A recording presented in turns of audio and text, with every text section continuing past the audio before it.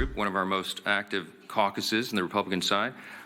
These are folks among our friends and colleagues, the most productive, most dedicated, most effective members because they are people who work every day on solutions for the greatest challenges facing our country. And Carlos Jimenez is with us, and Blake Moore, and Julie Fedorchik, and Gabe Evans. Beth Van Dyne may be joining us. I think she had a flight delay. But they've been out in their districts working very hard to help their constituents navigate through the chaos that's been created by the Democrat shutdown. And if you're keeping count, this is day 37. 37. It seems unbelievable to us that we've gone this long. It is officially and shamefully the longest shutdown in U.S. history. Republicans feel very helpless about the situation because, as we've noted, there is really nothing for us to negotiate. We sent them a clean CR, as you know, back in September 19th. We passed it out of the House. It feels like a lifetime ago. But that was a nonpartisan measure. It was 24 pages in length. It has no Republican priorities on it at all. It was merely the status quo to keep the lights on so that the members of Congress and the Republican and Democrat Party could work together to finish the government funding appropriations process. And the Democrats tried to turn that into a game. Now, we're going to give you the latest updates on that and where we think this is headed. But I just first want to address in a bit more detail the current state of our politics. It has been very interesting to us to see all the pundits trying to spin the results of the election on Tuesday. I just want to point out some simple facts here, and as usual, I try to be concise and give you the highlights here. But there's some things that we really need to point out. First, there were no surprises on Tuesday night. Okay, you had blue states and blue cities that voted blue, to the alarm of no one, to the surprise of no one. That was what was expected. It just so happened that New York and New Jersey and Virginia were the states that were in the national spotlight on Tuesday. If the tables had been turned and if the calendar had been different and you had 3 red states, we'd have an entirely different narrative that you all would be writing about. Don't lose the simple facts. Second, the big headline that everyone is writing about appropriately is that the future of the Democrats was set in New York City. A 34-year-old Marxist is now the leader of the Democratic Party. And it is a very dangerous road for them to go down. I want to say this because a lot's been said about the Mamdani campaign. It is very easy to run and win as a socialist, right? All you do is promise everything to everyone for free. What a great message that is. Boy, that really resonates for people who don't study history. And while you're making all those promises, you hope that they never realize the trap that you're actually setting, the impossibility of fulfilling your fantastical claims and dreams, and the extreme danger and chaos that would result if you ever could. When you run as a socialist, you have to hope that they never understand that this will lead to the inevitable loss of their freedom, their opportunity, and their security, the loss of meritocracy and fairness in society, the loss of colorblindness, and the loss of emphasis on character, and the morality and the personal incentive and the common sense that we rely upon to keep a republic in operation. If you run as a socialist, you run on a big list of false claims, and you promise everything to everyone, and you can't deliver. And if you were ever able to deliver, it will be to the great detriment of the very people that you lured in to vote for you. Third fact about the election on Tuesday night is that the Democrats, and you all are not writing about this, and you should be, you're not writing enough about it. The Democrats have now set themselves on a collision course in their own tent. If you look at Spanberger in Virginia and Sherrill in New Jersey, they tried to run as moderate pragmatists. That's how they self-described. But they will be no match for the coming communist wave taking over their party right now. The energy is on the side of the Marxists. Look no further than the top 2 Democrats here in Congress. We've noted this here every day. They had to bend the knee to the socialists. Hakeem Jeffries and Chuck Schumer are both from New York. The top Democrat leader in the House and the top Democrat leader in the Senate, they couldn't get around that. And so Hakeem had to ultimately embrace it. He had to give the full blessing to Mamdani and his agenda. And he co-owns it. And Chuck Schumer flirted with it. He pandered all along. He flirted with that open endorsement till the better end, even though Mamdani is an activist against Israel and an anti-Semite. Chuck Schumer is the highest-ranked Jewish official in America, and he couldn't bring himself to disclaim that. And as we've noted here every day, the sole reason for the entire federal government being shut down now, the sole reason for all the American people suffering all this pain and hardship is because of the fear of political retribution from the far-left activists who run the Democrat Party. That is the motivation for the shutdown. It's never been about any policy issue at all. It was only so that they could show a fight and try to show that they're tough to this rising far-left activist base in the party. The old guard has been repudiated, and the radicals are taking over the Democratic Party. We have evidence now every day. Yesterday, Jared Golden announced he would not be running for re-election in the state of Maine. He's a moderate, and he has no place in his party anymore. And then this morning, you saw the headline. Former Speaker Nancy Pelosi has now announced her retirement this morning. That is a very important sign that I hope that you all will delve into. Even the famous San Francisco liberal is not far left enough for the neo-Marxists. We commend her for her services. We all do, everyone who serves in Congress, but there should be a lot written about that. Fourth point I just want to make in the aftermath of Tuesday is that off-year election results in isolated places are never indicative of the upcoming midterm election. Don't read too much into that. You shouldn't. If you do, you're going to miss it. The GOP is in excellent position to win big next year. And when I say I'm bullish about the midterms, we absolutely are, and there's a lot of reasons for that. This is not groundless optimism. It's based on facts. The reason we're in such a great position is because we are united.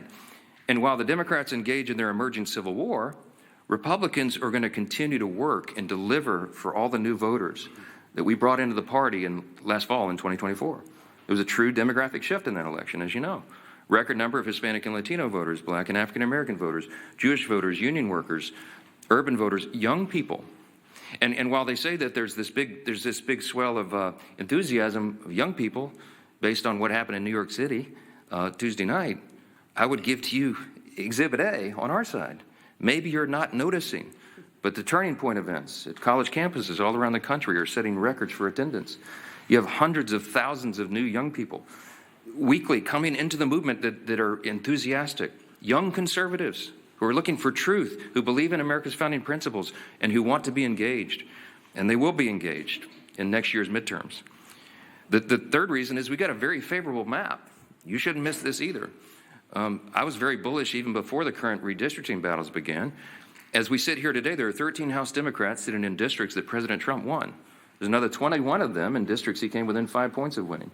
There's only three, conversely, there's only 3 House Republicans sitting in districts that Kamala Harris won. That's a lopsided map.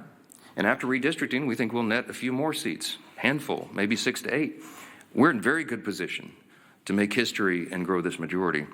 And finally, I'll just leave you with this. The reason we're so enthusiastic about running next year is we have a real record to run on. Mondami and Democrats want to talk about affordability. We love that subject. We love it. Look at the facts. I brought some this morning. It's the Republicans who are working every day to make life more affordable for working families. And it's not a talking point for us. We are delivering.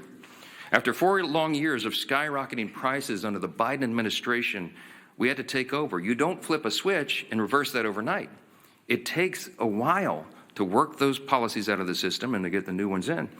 President Trump and Republicans are delivering results for the American people that they can see and feel. To date, we've seen core inflation is nearing its lowest level in 4 years. Gas prices have fallen to a 4-year low. Prices for everyday goods continue to decline, and blue-collar workers are seeing the largest increase in wage growth in nearly 6 decades. That's the result of our policies. And Congress, House Republicans are working hand in hand with President Trump to advance his affordability agenda. It is President Trump who ran on that. It's President Trump who's delivering on that. And we are all partners in that new effort to make America great again. It begins with the economy, and we know that. We're laser focused on making a difference in the lives of hardworking American families. Here's another demonstration, the Working Families Tax Cut. It is aptly named. It's the largest tax cut in U.S. history for working and middle-class Americans. You got Bernie Sanders running around. They're talking about the billionaires. It's not this. That's the opposite of the truth. Look at the facts. That bill was written for lower and middle-class earners, and they are the ones that will feel the positive effects going into next year. We included in that, as you know, no tax on tips, no tax on overtime, real tax relief for seniors. These are the kinds of things that people feel, and they see that we're making good on our promises. We've made historic investments in American energy dominance to drive down the cost of gasoline and groceries. And we're grounding every decision we make in common sense.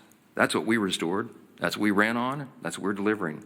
A return to common sense, not the woke progressive nonsense that they delivered for 4 years, not the spending like drunken sailors that drove cost up for everything with inflation. We're restoring common sense, fiscal responsibility. We're good stewards of taxpayer dollars, and we're refusing to cave right now today to the Democrats' wild demand to spend $1.5 trillion in new spending. That is taxpayer dollars. That's your money that they want to spend to reopen the government. That's their counterproposal. That's why we're not having a negotiation with them. It's ridiculous. Included in the $1.5 trillion that they want to spend is $200 billion, almost $200 billion to restore health care benefits to illegal aliens. That is taxpayer money that they want to spend for that. They want to send billions of dollars back overseas for social programs in foreign countries. We're not doing that. They want to give $500 million back to the Corporation for Public Broadcasting to prop up left-leaning news organizations. We're not doing that. And by the way, in the middle of all this, they want to cut $50 billion from the Rural Hospital Fund. They can't tell you they care about health care since they put that in their proposal. We're grounding every decision in common sense. And Democrats had their chance. When they controlled Washington, look at the history. Don't forget it. This was just a year ago. You know what we inherited? They left us with a 40-year high inflation, higher taxes and energy prices, and massive instability around the world.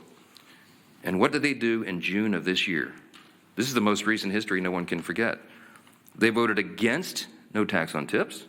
They voted against no taxes on Social Security. They voted against a larger child tax credit. The Democrats in the House and Senate voted against lower energy prices, against more American manufacturing and jobs, and against lowering health care premiums by 12%. That provision, the cost-sharing reduction provision, was in the House version of the Working Families Tax Cut, the big, beautiful bill. We sent it over to the Senate, and they worked to strike it out of the bill. Ask the Senate Democrats about that. Right now, they've created another mess. They've created a mess for America with this pointless government shutdown. The Democrats will tell you that they're feeling emboldened. They're feeling emboldened because they had a few blue state election results. It does not change the fact that they have walked their party off a cliff with no parachute and no path forward. The reason we're stuck right now is because of one simple fact. If they vote to reopen the government, the Senate Democrats are afraid that the radicals in their party will say that they caved. They're afraid of the retribution that will come from that. But if they keep the government shut down, they know very well, as we all do, that millions of Americans will continue to suffer as essential services remain unfunded and paychecks to federal workers continue to stay stalled. So our question for Democrats this morning is this: which constituency matters more? The loud radicals in your party or the hardworking American people? I can tell you which side the Republicans are on. 15 times we voted for the hardworking American people. And 15 times so far, the Democrats in Congress have voted for the radicals in their party. It is unconscionable to us that they've allowed it to go on this long. And at some point, all you can do is pray that common sense prevails. And that's what I've been doing a lot of. We hope and pray that there are still Democrats out there. There's just a handful. We need 5 more votes. 5 centrist, common sense Democrats in the Senate to come to those senses and do the right thing. It's time for them to put their country first. Information. Truth is freedom. Is Newsmax. It's real news for real people.